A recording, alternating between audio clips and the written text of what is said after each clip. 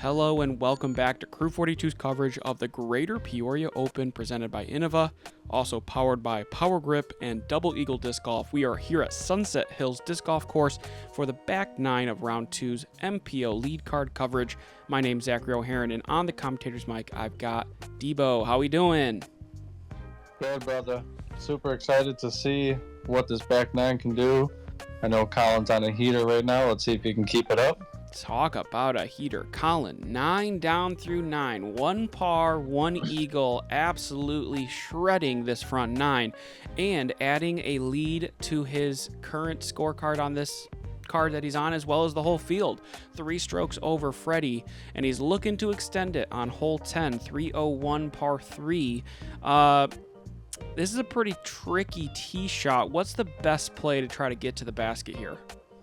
I think the best play will be a hyzer kind of over that barn area, but it's hard because there's low branches off the tee pad, and then you're going to miss the barn. There's a tree by the basket. It's definitely a very tricky par 3. Also, on top of that, I know the course designer specifically put this basket right on the edge of a slight kind of hill, trying to encourage the missed putt rollaways. So also something to think about on the green. Collin got a perfect airdrop right under the tree, and it looks like he had a great shot. I'm going to use my power of psychicness and say that was a cloud breaker. I would have to agree. Okay, man, I'm really good at this game. Also, you kind of spoiled It's only 301, but it plays pretty far uphill. Hey, Fredy going over the barn. Yeah, that's the shot right there. You are not wrong. That is the play. Nice shot from him.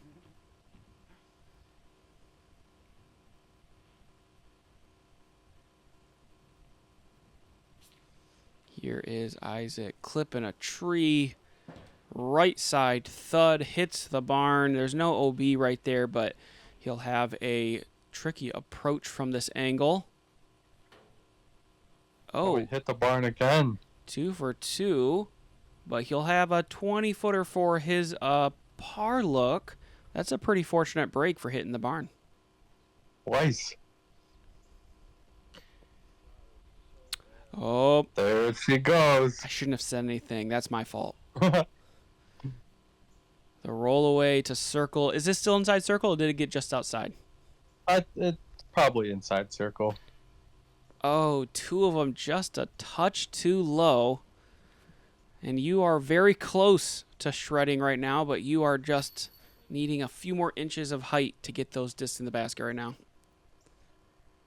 Yeah, like I said earlier, some days are good, some days are bad, but today is a good day for Collin, and he's 10 through 10. Oh, my goodness. You know, at this point, if you're having a round like this, in your head, does that thought of perfect round start to trickle in, or do you think Collin's just locked in, not even thinking about that? Well, I think he was pretty locked in. I mean, he didn't really say much about it at all. All right, let's see if he can keep it going. Hole 11, 393. It's downhill with a pond on the right side. Distance really not too much of a problem here because it's downhill, correct? Yep. Yeah, you'll see people kind of go straight at it with a little flex, or you'll even see the big hyzer sometimes. But Collin looks like he's going for the forehand, which is another play. Yeah, depending on the wind, the forehand might be the play.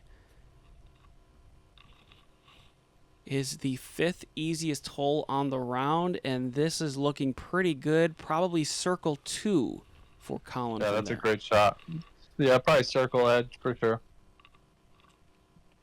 Fredy gave this one very little thought, it looks like. Picked his disc, hit his line. This needs to slow down, though. Yeah, he said if this goes in the water, it stays in the water. And it's in the water. Unfortunate break. You'll have to take it back at that water's edge for a putt. That'll be probably outside circle as well. This is the main shot you'll see mostly on this hole. I really love the fact that he left this a little higher just to make sure it kind of truncated a little distance and then gets it to sit. I like that play a lot. And you are throwing something pretty overstable here, yes? Yeah, that's that gateway spell again. Very overstable. Oh, very overstable and very parked, may I add. Nice shot from Debo, you. Yeah, I can make that putt. Yeah, it's, if you can reach the basket, hopefully we can tap those in. Fredy a little closer than I thought and is able to convert the par, but you can see him shaking his head. This is not what he's looking for. He's losing potentially another stroke. No longer potentially is in fact losing a stroke. He is 11 through 11. What can you do? At this point in the round, I was just cheering him on. I told him every time he had a putt, I was like, that's just a tap in, bud. You got it. Just tap that in. And so far, it is working that way for him. Speaking of tap ins, we've got yours right here from a hole 2 feet away. Yeah, that one feels good. All right, we're going to go from hole 11, which is very attackable, to one of the trickiest holes on the course, hole 12, 383 feet. What's the danger here? Well, it's pretty much a basic hyzer. It's just your disc can do anything when it hits this hill. There's OB on the whole right side, so you can hit by the basket, and then your disc will flip up and roll OB, and now you have a tester for par. And there's a green off to the left, so if you play it too high, you can also go OB. Now, at Ledgestone, there's that painted white line you could see in the drone coverage. Is that white line the OB, or is it just water here? On the right side? Yeah. It's the OB line. It's that white line. Okay. Uh-oh, sit down. Sit down. Oh, no. And yeah, see, now he's going to have a 30-footer for par. Yeah, this could derail a round really quick. 11 through 11, and a bogey on 12 would not feel good for his confidence. Hopefully he can convert that. Yeah, his putter's been on today. I'm feeling pretty confident for him. Isaac's leaving this one wide right over the water, and it is not going to get back in time. He's going to have to pull that way back. Yeah, there's OB pretty short, so he's going to have to take that from way back there. Is this a spell again? Yep. Leaving it extra wide right. That looks pretty good. A little short, but it's going to be a long look. Yeah, it's safe. I'm happy with that. Just left it a little short. Here's Fredy throwing his Pikachu disc. It's electrifying. All right, I'm done with the puns, but this shot's pretty good. Gets a little roll, so he'll be maybe circles edge deep of the basket. Little downhill. Yeah, that's a tester. Yeah, downhill behind the basket, too, to make things a little more interesting. Here's Isaac from way back there, a couple 100 feet probably. Yeah, for sure. That's a pretty good approach from him. He'll have a 15-foot, 20-foot tap in from there. Oh, yeah, that's great from back there.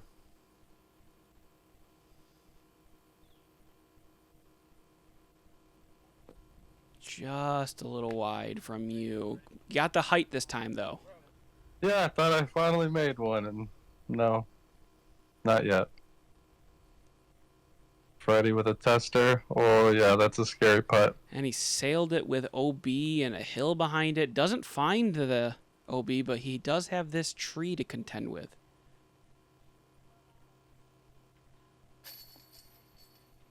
Uh-oh. And just like...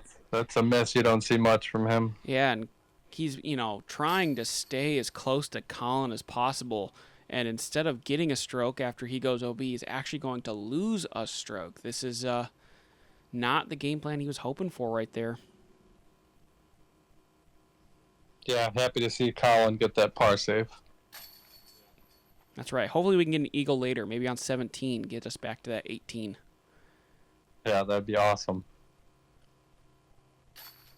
Couple tap-ins here for par.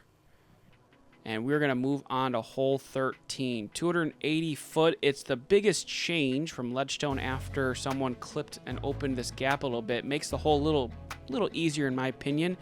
It's an kind of an island. There's like an OB kind of moat around the front side here. So you have to either lay up short or make the island there, the short grass. Just a mid-range for you guys here probably, yeah? Yeah, some people might even throw a putter, but mainly a mid-range. Uh-oh, and Collin has caught the one tree you gotta avoid. and he is finding himself OB. Drop zone is next to that tree on the left side, probably 45 feet from the basket. Ooh, UT's in the basket now. Yeah, that was a pretty good shot with my gateway prophecy. Thanks to Cam for hooking me up with that one. There's this little flex play from Isaac. This looks spectacular, right by the basket. Great shot from my man. Fredy now has a great chance to get a stroke on Collin. He has been bleeding them profusely, and it's not even necessarily Fredy playing super bad. It's just Collin playing so well. You might be able to get 2 strokes because Collin is going in the drop zone. That's right. Collin from way downtown. This would be an amazing save if he can get it. He is not. Now, this is probably worth thinking about in terms of mental game here. He's been so good through 11. Really, 12 was fine because it was an okay drive, unlucky roll, but made the putt. This is just really first hiccup here. Is this, when you're doing something like this, could it be a derailment? Could you all of a sudden spiral into more strokes if you have this kind of momentum swing? Yeah, it could. It just depends. It seems like Collin's a very chill and calm guy, so I think he'll have it under control. Just a little far right for your putt originally for birdie. You got that tap in for par. You've been so close to kind of converting into a round that's probably very similar to Collin here. Yeah, my putting has been up and down all year. I just accepted it and keep trying my best. Yeah, I think that's really important. I think a lot of people would not accept it. They'd just get angry and start shooting worse. And really, honestly, you are still on pace to shoot 1,000 rated around here if you get a couple more birdies. So it's still possible. Hole 14 is a very gettable hole in terms of at 329. Is this a Stockheiser, or are those trees really blocking you from getting to the basket? Yeah, those trees are definitely blocking, and there's OB on the left and I believe on the right. So you want to throw something pretty straight. You'll see some mid-ranges and maybe some fairways. I know we had a little bit of headwind. It always feels like on open courses that whenever you turn, it's another headwind, even if you turn 180. I agree. See, like IMAC was probably flirting with that OB if he didn't hit that tree. Mm-hmm. Fredy now trying to probably throw a similar line a little lower. Ooh, if this staples up, it could be good. But it doesn't. It's going to be wide outside circle 2. Long look for Fredy for birdie.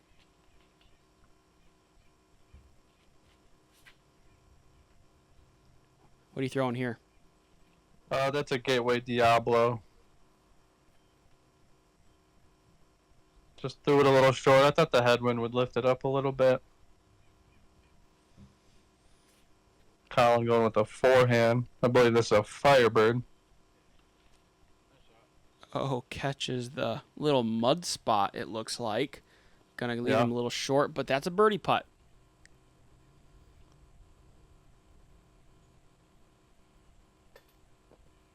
Oh, you are all over that basket. Didn't cage it this time. That's right, leaving it high. Fredy now pushes another putt left. You can see the frustration from him. He's also very close to having a great round. Yeah, he just needs to follow through. I think that's what that motion means.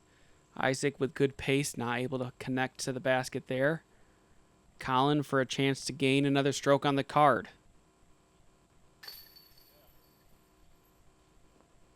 Uh-oh, something on the disc. A little bit of that mud that he hit. Yeah. I mean, if he was going to have anything wrong with his mental game after taking that bogey on the previous hole, taking a stroke on the card probably resets him pretty well. Yep. Yeah, I was confident he would bounce straight back from that bogey, no problem. Got a couple tap-ins left before we head over to the hardest hole for FPO at Ledgestone a couple years ago. It's the third hardest hole for the MPO field this round, as we see Fredy. Come on, Basket, you got to catch my stuff here. Give a little extra snap, get it in there. But hole 15, 555 feet, really technical hole. What do you got to do to find success? I think the best play is to throw a driver, unless you have a lot of power, but driver, and then you have to skip it right around this corner. But right around the corner and to the left, I'm pretty sure, is OB the whole way. So it really has to be perfect. Now, for the people who don't have a lot of power, it is, if you're going to go short, would you rather be a little left or a little right? You definitely would be right. Right is better. Opens up that corner a little bit for your second shot, for that par probably. And That's why I think Collin just going forehand, trying to get up to the mouth to the right. That's what I was thinking. Just get level, and again, if you end up short, right is okay. And that looks like exactly what he's done here. We'll see if he's too short to kind of go for the basket from there. It does kind of, the corner isn't exactly 90. It's kind of cut. So you might be able to throw a little flex shot down there, but we'll see what he's got. I think he'll have something from there. I think he just got it long enough. Izak looks like he's trying to cut the corner here and does so a little deep. What's a little deep, but it's going to be a little forehand skip shot maybe. Not too bad. Okay, so he's got a forehand approach. Fredy looking, this looks great. Slow down. Yeah, this looks okay, I think. Yeah, that should be great. He should also have a forehand approach into the basket. I think I like forehand approach better, too. I think trying to manipulate a backhand can get you in some trouble. Unless your drive looks like this. Holy smokes, cutting the corner from you. Yeah, that one was perfect. I thought it was a little too tight, but it worked out just fine. Looks like Collin's going to go to a knee. Oh. Yeah, I was standing right behind him. If he didn't hit that branch, it was going to be great. Looking spicy, yeah. I thought he had a good line, good angle. Oh, yeah, he was tucked a little bit for sure. All right. Fredy's probably thinking to himself, there's a great chance to try to get a stroke here. Pop-up flare, nearly putting it in. Yeah, it looked very good from back there. You can see you two talking in the background about it. I was talking to Fredy all day. That dude is awesome. Cabbage early for Collin. He is going to be circle 2 and a possible bogey if he misses that putt. Whoa. Deep from Izak here. Now, Ledgestone, there's an OB line back there, but that is not in play for this hole deep. Is that correct? I believe so, yeah. We didn't see anything on our live scoring, so we did not play it OB. Hey, it's that, I forget what you called it, but it's that forehand approach disc that always goes by the basket. The Devil Hawk. The Devil Hawk, that's right. Every time you throw that thing, it's always within 10 feet of the basket. Yeah, I think I need to throw that thing some more. Maybe if off the tee on par 6s, it'll just go in. Here's Collin. Oh, my God. That's huge. Absolutely huge. A momentum swing for sure. He's been having a great round. Last 4 holes have been a little more, turbulent than he's been wanting. This is really to keep his momentum where he wants it. This great putt. He's not going to lose too many strokes here. He is looking confident despite the par. Yeah, beautiful putt. He's putting with PA3s right now, and he is killing it with them. Izak is in a tough spot here. He's probably just trying to pitch. Oh, he's giving that a run. Hits a tree, but he was definitely running it. If he can see the basket, he's usually running it. Fredy's going to get a stroke on Collin there. He's now down by 3. You're going to get a birdie as well. And Izak will be tapping in the par. So we have 3 holes left to play. I think the hole 16 favors the forehand the most here at 352. Is the forehand the go-to play, or is a backhand good for it too? Yeah, the forehand is the play for sure. A backhand is very tough to get there. Couple branches in your way. You can see the drone going under it on the left side there. I think that really protects it from the backhand, because if you could swing it a little higher, I could see, a flippy, fairway kind of like drifting high left to right, but that thing really prevents it. Not so much in the way for the forehand, though. You usually can dip. You can either get around it with a big enough forehand, or you can kind of push under it if you're throwing low. Yeah, with the forehand, they try to go around that branch. Freddie's going to get caught early. He'll have a long look for birdie, but probably going to be a par from there. You're going backhand. This is looking pretty good. I mean, hey, that's pretty good. Who needs a forehand when you can do that? That's probably my best backhand on this hole ever. Collin now going to go with that forehand. It's been doing him good work this round, and this is wide around the branch. Needs a little skip. Yep. Beautiful. Yeah, his forehand's so smooth and so clean. He got it good. All right, Isaac's going to try to oh, no. Another Yeah, early... you see that one came out of his hand real early. Yeah, early release from him. It's going to leave him way back.